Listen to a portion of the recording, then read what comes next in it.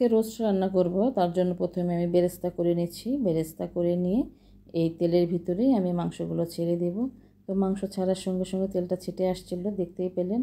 তো আপুরা, আপনারা সবাই রান্নাঘরে সাবধানে কাজ করবেন।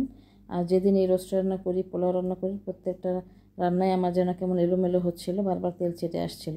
তো আজকে আমার ঘরে আসলে বাদাম বাটা ছিল না দেখে এখানে আমি কিছু 3 ধরনের বাদাম, একটু খেজুর, জয়ত্রী দিয়ে দিলাম। আর খেজুর দিয়ে দিলাম কারণ হচ্ছে যে রোস্টের মধ্যে যেহেতু মিষ্টি দিতেই হয়, কিংবা বিরিয়ানির ভিতরে যে বাদাম বাটা না দিতেই হয়, তো এই জন্য বাদাম বাটার মধ্যে ঘরে খেজুর থাকলে আমি হচ্ছে যে খেজুর দিয়ে একসঙ্গে ব্লেন্ড করে রেখে দিই। কারণ এই বাদাম বাটাগুলো হচ্ছে যে রোস্ট অথবা বিরিয়ানি এগুলোতেই ব্যবহার করা হয়। তো খেজুরটা দিলে আমার কাছে ভালো লাগে, এই জন্য আমি খেজুর দিয়ে দিই। তো এদিকে কিন্তু আমার রোস্টের মাংস মোটামুটি ভেজে নেওয়া শেষের দিকে। মাংসগুলো ভেজে নিলে আমার কাছে ভালো লাগে, মাংসের ভিতরে একটু লবণটা যায়, খেতেও ভালো লাগে রোস্ট। এই জন্য হালকা করে হলেও কিন্তু রোস্টটা আমি ভেজে নেওয়ার চেষ্টা করি। আর যেহেতু আমি এক হাতে কাজ করছি, এক হাতে ভিডিও করে আমার হাত এপাশ ওপাশ হয়ে যাচ্ছে বারবার। তো যাই হোক, এখানে মোটামুটি মাংস ভাজা শেষ হয়ে গিয়েছে। আমি একে একে সবগুলো কিন্তু উঠিয়ে নিলাম। উঠিয়ে এই তেলের মধ্যে একটু পেঁয়াজ দিয়ে দেব।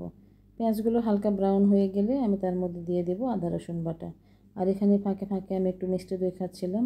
দই দেখে লোভ সামলানো যাচ্ছিল না, একটু একটু খেয়ে ফেলেছি আর কি। আর এখানে বাদাম বাটা হচ্ছে। তো আমার পেঁয়াজগুলো হালকা কালার করে নিয়ে আদা রসুন বাটা দিয়ে একটু পানি দিয়ে মশলাটা কষিয়ে নিয়েছি। তারপরে একে একে রোস্টের মশলা, এখানে গুঁড়া মরিচ, কাঁচা মরিচ দিয়ে আবার কিছুক্ষণ কষিয়ে নিয়ে একটু পানি দিয়ে কষিয়ে নিলাম। তারপরে একে একে এখানে 2 ধরনের টক দই, মিষ্টি দই আর বাদাম বাটা দিয়ে দেবো। দিয়ে মশলাটা অনেকক্ষণ কষিয়ে নিতে হবে। আমাদের মনে রাখতে হবে রোস্টের মশলাটা কিন্তু অনেক মেন একটা ব্যাপার। কারণ রোস্টের মশলাটা ভালো করে কষিয়ে নিলেই, মশলাটা ভালো হলে রোস্টটা কিন্তু খেতে ভালো লাগবে। তার সাথে তো আপনাদের মশলার পরিমাণটা বুঝে দিতেই হবে। তো এখানে আমি একটা মুরগি নিয়েছিলাম, তো আমরা ঘরে খাবো সেই পরিমাণেই কিন্তু আমি মশলাগুলো দিয়েছি। তো আপনারা আপনাদের পরিমাণ বুঝিয়ে দিবেন। আর এই যে বেরেস্তাগুলো দিয়ে দিলাম, মাংসগুলো কষানো হয়ে গেলে দিয়ে আবার কিছুক্ষণ এখানে কষিয়ে নেব। আর বেরেস্তাগুলো একদম মচমচে ছিল, বেরেস্তাগুলো একদম কিন্তু গলে যাবে, গলে গ্রেভিটা একদম ঘন হয়ে যাবে। আর দেখতেই পাচ্ছেন রোস্টের কালারটা কত সুন্দর হয়েছে। আসলে মশলাটা আপনাদের পরিমাণ বুঝে দিতে হবে, মাংসের পরিমাণ বুঝে। এখানে আমি একটু দারচিনি, তেজপাতা দিয়ে দিলাম, একটু সিরকা দিয়েছি, ঘরে লেবু থাকলে লেবু দিয়ে দিতাম, চিনি দিলাম, আর একটু লবণ দিয়েছি, লবণ একটু কম মনে হচ্ছিল। দিয়ে কিন্তু এখন ভালো করে কষিয়ে নিতে হবে। আমার কিন্তু সব মশলা দেওয়া শেষ মোটামুটি। আর রোস্টের কালারটা কি অদ্ভুত লাগছে দেখতে। অতিরিক্ত লাল মরিচ দিলে কিন্তু রোস্ট কিন্তু একদম লাল লাল হয়ে যায়। সুতরাং আপনাদের বুঝেই মশলা সব ব্যবহার করতে হবে, যে কতটুকু কী পরিমাণে মশলা দিতে হবে। যাই হোক, এখানে মোটামুটি আমার মাংস কষানো হয়ে গিয়েছে। এখন যে যতটুকু পানি দিব, এই পানির মধ্যেই সম্পূর্ণ রোস্টটা সিদ্ধ হয়ে যাবে।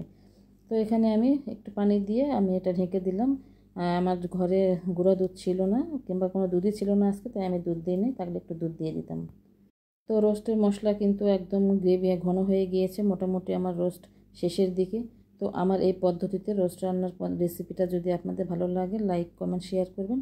আর রান্না করে বলবেন কেমন লাগলো।